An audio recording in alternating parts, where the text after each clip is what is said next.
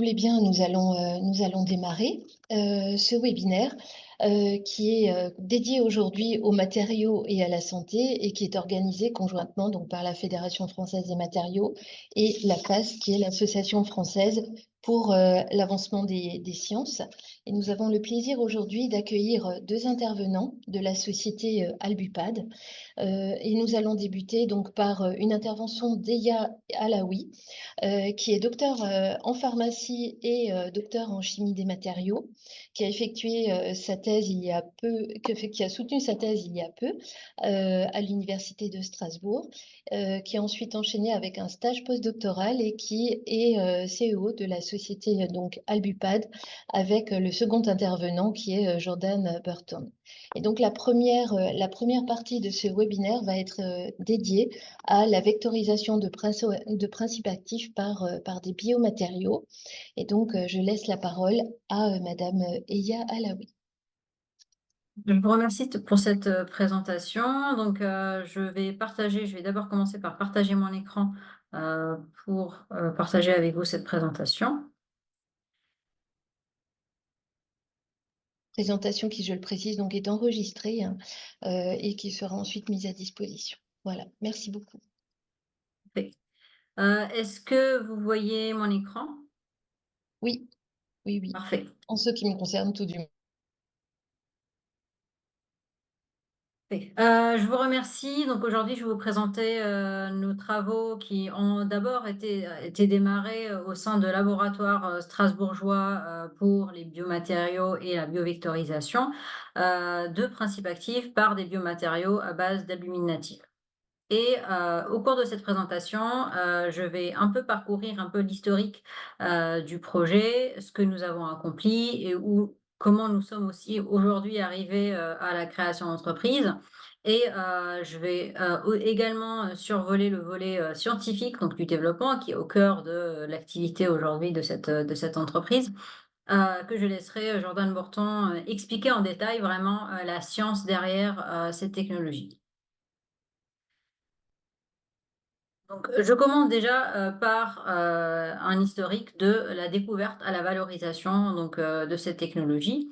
L'origine est au démarrage, donc c'était au cours du démarrage de ma thèse, j'avais travaillé sur la préparation de COPEC, donc de copolymères de polyélectrolytes compacts. Donc, ce sont des polymères chargés négativement, des polymères chargés positivement, qu'on met ensemble en présence de sel et le sel va créer de la saloplasticité, donc ça va générer un matériau compact pour ces formulations-là. Et je me suis particulièrement intéressée au mélange albumine, donc en tant que polycation, donc chargé globalement négativement à ce pH, et le chitosan qui est chargé positivement. Et je faisais des COPEC, en fait, des mélanges entre les deux. Je me suis rapidement rendu compte que le matériau était devenu rapidement instable quand la quantité de chitosan augmentait. Et donc, pour tester, j'avais fait un témoin où en fait il y avait justement que l'albumine en présence de sel, et j'ai appliqué le même protocole, donc c'est l'évaporation à 37 degrés, et je me suis rendu compte que j'obtenais à la fin un matériau stable, donc qui est entièrement à base d'albumine. Et ça, c'était l'origine de la découverte, parce que c'était vraiment un résultat très, très intéressant et surtout, qui n'avait pas été décrit jusque-là dans la littérature scientifique. Donc à partir de ce moment-là, ma thèse a été orientée pour un peu explorer ce matériau et je travaille depuis, sur le développement, sur au cours des différentes phases de développement, technologique de cette solution, en fait. Donc ces matériaux viennent vraiment en différentes formes. Depuis, nous avons développé une forte expertise qui nous permet de les mettre dans n'importe quelle forme qu'on veut, d'en faire des encres injectables, imprimables en 3D, des structures poreuses, des structures lisses, des structures compactes. Ces matériaux sont stables en milieu aqueux, c'est très important. C'est vraiment de l'albumine stabilisé. Donc, sans ajout de réticulation chimique, sans ajout, d'agents dénaturants comme, par exemple, la température ou le pH pour permettre de réticuler l'albumine. Elle est vraiment stable, dans ces conditions-là. Ces matériaux ont une excellente, tenue mécanique. C'est très important également pour les applications, et pour la diversité des applications que qu'on cible. Ces matériaux sont résistants aux agents dénaturants et aux solvants, comme par exemple l'urée ou le bêta-mercaptoéthanol. Ils sont stérilisables avec les méthodes traditionnelles de stérilisation, des matériaux donc utilisés pour les applications pharmaceutiques. Mais également, ce procédé s'applique à plusieurs types, d'albumine et d'autres protéines qui sont hydrosolubles comme par exemple la gamma-globule. Donc, la découverte a été effectuée donc, au fin 2017. Donc, à partir de ce moment-là, nous avons pu bénéficier, des financements, de l'Institut Carnot qui a permis, de financer en plus de ma thèse, donc la phase exploratoire, donc vraiment la caractérisation physico-chimique de ces matériaux, l'analyse microscopique et structurale, de l'albumine et de sa structure au sein de ce matériau, ainsi que l'évaluation biologique in vitro, donc les premières évaluations sur des cellules. Au même moment, en 2018, nous avons lancé l'étude de brevetabilité parce que ce procédé, il est nouveau. On aimerait bien pouvoir l'exploiter pour en faire pour des applications, biomédicales. Donc l'étude de brevetabilité a été lancée quand nous avons contacté Connectus en fin 2018. Par la suite, donc, en 2019, le brevet a été déposé, donc, la première demande de brevet européen.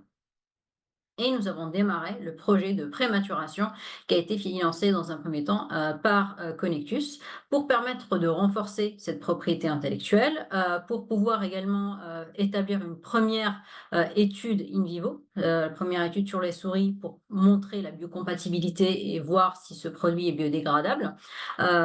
Et ensuite également, cette prématuration a permis de financer une étude de marché. Donc le renforcement de l'API a permis également de faire avancer, cette demande de brevet vers l'extension précitée et de faire progresser en fait tout ce processus-là. Ensuite, donc, le projet de prématuration, a été conclu avec avec les objectifs. Les objectifs ont été atteints pour ce projet-là.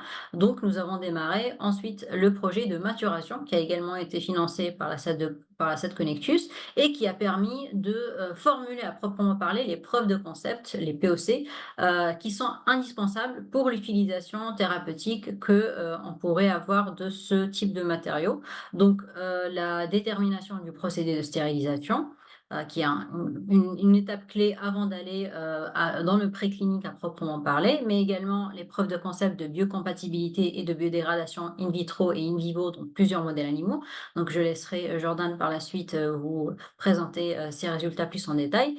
Également, une preuve de concept pour la délivrance d'actifs in vitro et in vivo, avec plusieurs types de molécules, donc des molécules modèles, des petites molécules, et des peptides thérapeutiques en particulier. En même temps, donc l'API a progressé, donc le brevet a progressé aux phases nationales et j'ai participé au concours iPhD de BPI France pour pouvoir, commencer un peu la valorisation parce que nous avons décidé en tant qu'équipe que la meilleure valorisation pour les technologies, c'est d'être portée par une entreprise par une start-up, donc une biotech, qui va la ramener aux étapes suivantes de développement et pouvoir l'exploiter sur le marché. Ainsi, donc après avoir été lauréat, du concours iPhD, nous avons rejoint le projet a été incubé, donc nous sommes passés à l'étape suivante, donc au niveau des incubateurs locaux, donc Semia et Quest for Health. Notre incubation a démarré, fin 2022 et nous sommes actuellement encore incubés, dans ces incubateurs.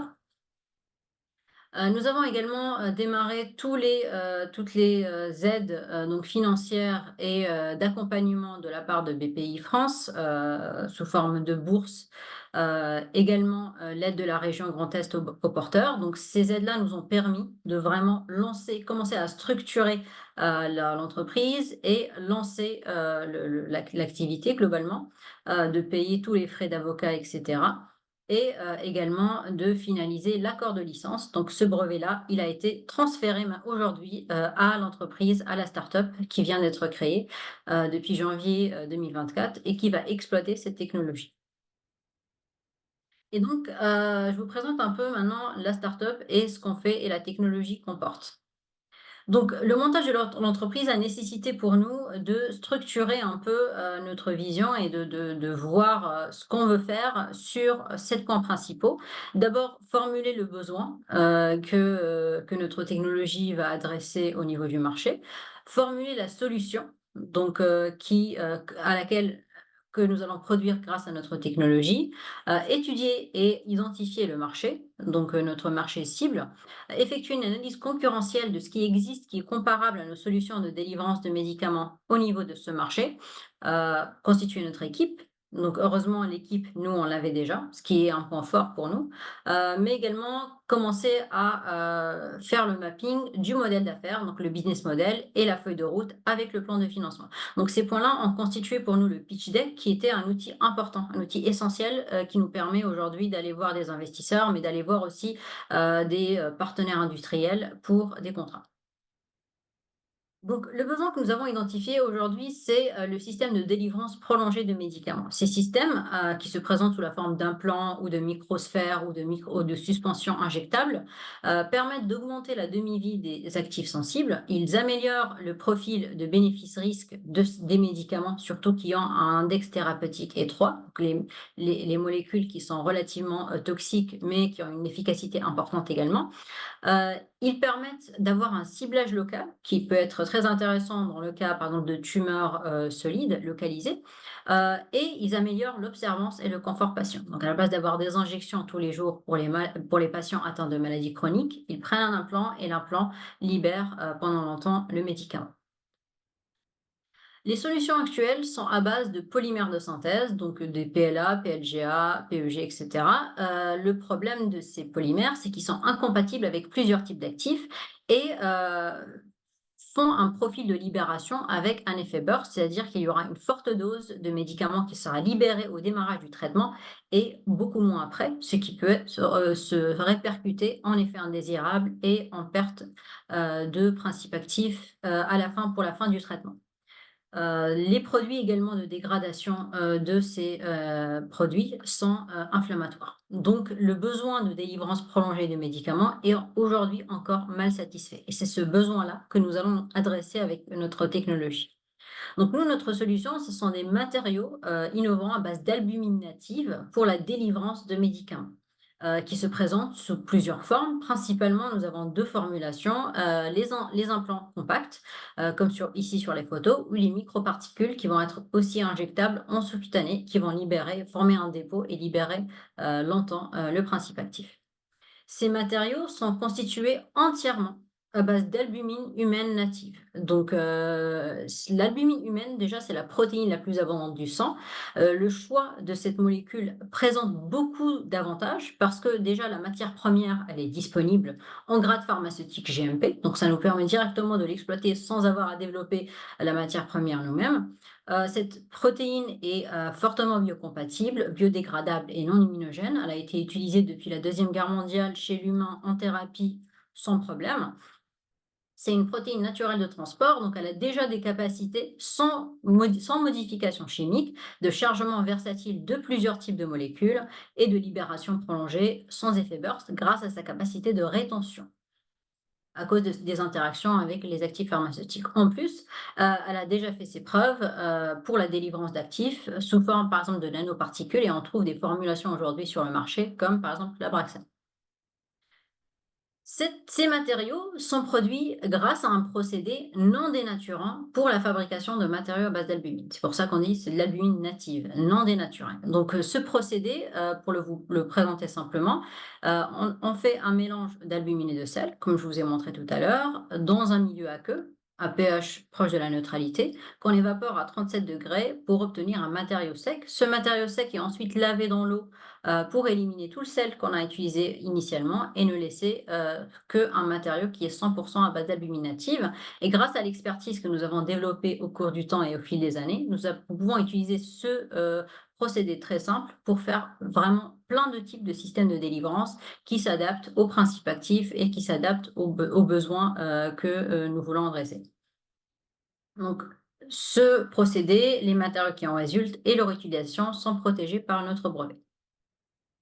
Les marchés que nous adressons sont les marchés de formulation injectable pour la libération prolongée, qui font plusieurs milliards, donc l'estimation de 2022, et que ce sont des marchés en forte croissance, parce qu'il y a aujourd'hui un besoin et de vrais enjeux qui sont liés en fait à ces applications. En segmentant ces marchés, on aperçoit deux marchés qui sont les plus intéressants. C'est le marché des peptides thérapeutiques et le marché des protéines thérapeutiques, où il y a peu de solutions. Le segment prioritaire étant que nous voulons adresser en priorité est celui des peptides thérapeutiques, sachant que bien sûr, on développe également des solutions pour des petites molécules telles que la doxorubicine, etc.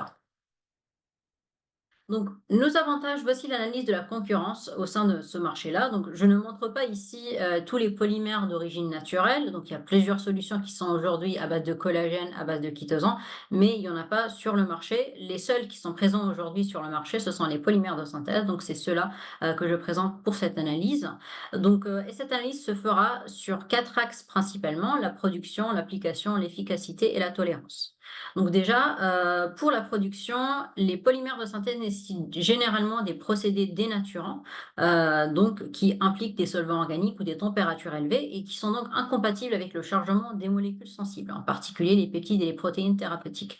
Nous, notre procédé, il est vert et non dénaturant, donc il va permettre la protection de l'albumine et la protection des actifs sensibles. Nous allons bien sûr montrer cette protection grâce à des essais structuraux adaptés.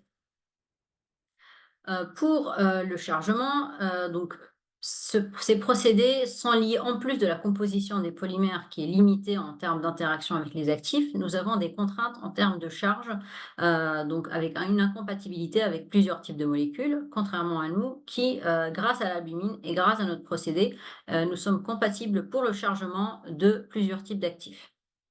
La libération, donc avec les polymères de synthèse, il y a cette libération avec effet burst parce qu'il n'y a pas de rétention, de la part de polymères, donc c'est vraiment de la diffusion passive. Pour l'albumine, grâce à cette capacité de rétention également, nous avons une libération prolongée et contrôlée sans effet burst que nous avons montré et donc que Jordan va vous présenter, dans ses résultats, plus tard. En plus, nous avons également, acquis un avantage par rapport à la biocompatibilité parce que, l'albumine, c'est un produit naturel qui est, également autologue, donc qui va se dégrader en produit autologue des acides aminés et nous avons montré également, que nous avons une excellente biocompatibilité pour tous les types de matériaux qui sont produits grâce à cette technologie.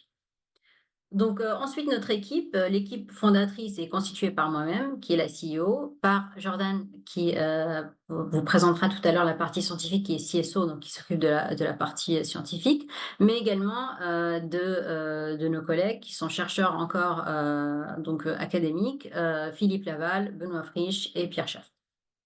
Nous sommes également accompagnés par, un board scientifique qui nous permet d'accompagner, la stratégie scientifique, Joël Richard, Béatrice Hortot, Léa Fath et docteur Agnès Boris-Dupré.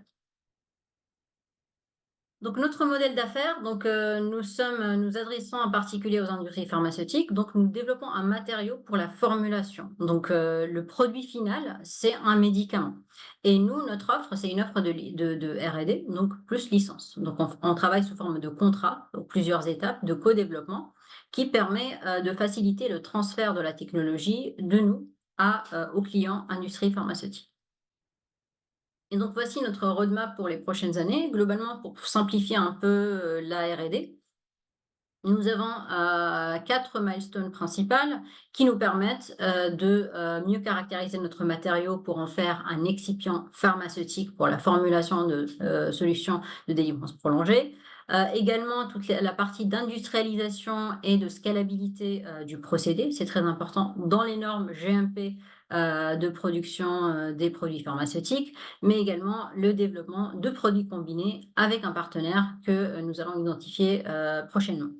Face à cette roadmap donc technologique, nous avons identifié des besoins donc financiers et nous avons également mis en place un plan de financement qui nous permet de couvrir un peu nos besoins et donc dans les prochaines années, notre objectif est d'aller chercher ces fonds. Donc nous avons déjà commencé par récupérer un peu la première partie, et il nous restera bien sûr les levées de fonds qui sont, prévues prochainement.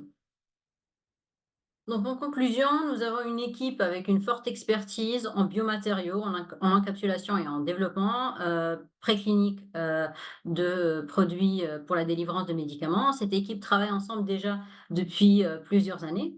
Nous avons une technologie de rupture pour la formulation de matériaux à base d'albumine non dénaturée. Nous avons une propriété intellectuelle solide qui est protégée par brevet et une solution performante pour répondre aux besoins d'encapsulation et de délivrance prolongée de médicaments. Et nous avons actuellement un bon réseau de partenariats qui sont en place pour le développement de ces produits. Donc, si vous voulez savoir un peu plus sur le côté entreprise, start-up, je vous invite à un peu taper les mots-clés, donc Albupad. Nous avons aujourd'hui une campagne de presse qui est actuellement en cours avec plusieurs articles qui ont paru, qui ont plus ou moins de contenu scientifique, mais qui présentent un peu notre vision et ce qu'on veut faire. Il y a également notre page LinkedIn et notre site web qui n'est pas encore en place, mais qui sera en place, qui est en cours de construction pour un lancement en mai. Je vous remercie pour votre attention. Je remercie tous nos partenaires qui nous ont permis de vraiment de mener ce projet-là, du laboratoire de la thèse jusqu'à aujourd'hui, la valorisation par la création de start-up et le brevet. Un grand merci, pour votre présentation, qui, sans nul doute, suscitera des questions. Alors, il y a une première question qui va être posée par, Yasmine, Amrani, donc, question qui a été posée dans le chat, mais que je vous invite à poser de vive voix, si, Oui. oui? Il y a pas de souci. Bonjour. Alors, merci beaucoup pour la présentation, très intéressant.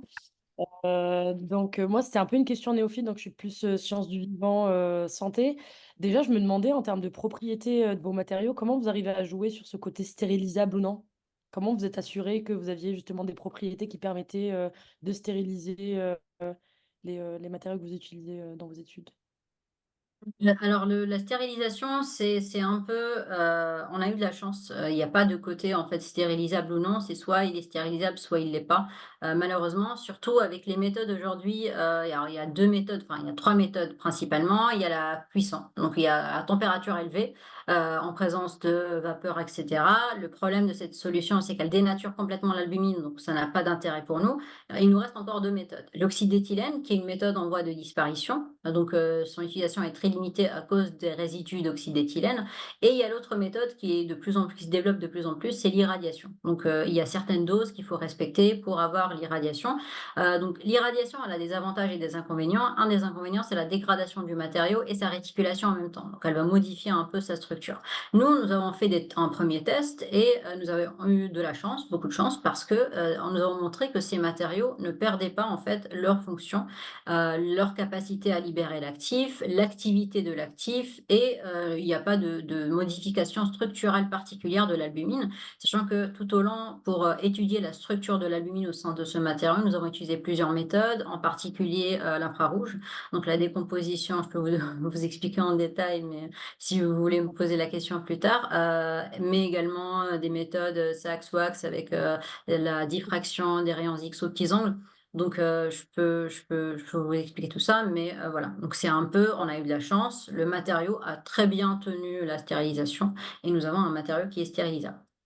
Ok, très bien. Oui, non, je vois, je comprends un peu vu les méthodes que vous avez utilisées. Et juste, j'en profite juste de rajouter une deuxième question qui revient, je ne sais pas si c'est exactement la même chose. C'est en termes de compatibilité de chargement. Est-ce que c'est lié à votre procédé ou aux propriétés propres de l'albumine natif qui vous permet de rendre compatible le chargement à plusieurs actifs différents ou est-ce que c'est ce que vous avez développé au final également en termes d'expertise? Je sais pas si c'est... Les 3. Les 3. La première chose, c'est que déjà le procédé va nous permettre d'injecter l'albumine à 2 stades, à 2 moments, ce qu'on appelle le préchargement. Donc le chargement avant la formation du matériau, donc dans la solution initiale et le post-chargement ou le chargement par adsorption qui est plus classique et qui va se faire vraiment, à la fin. Donc une fois que le matériau est fini, et qu'il est propre et lavé et prêt.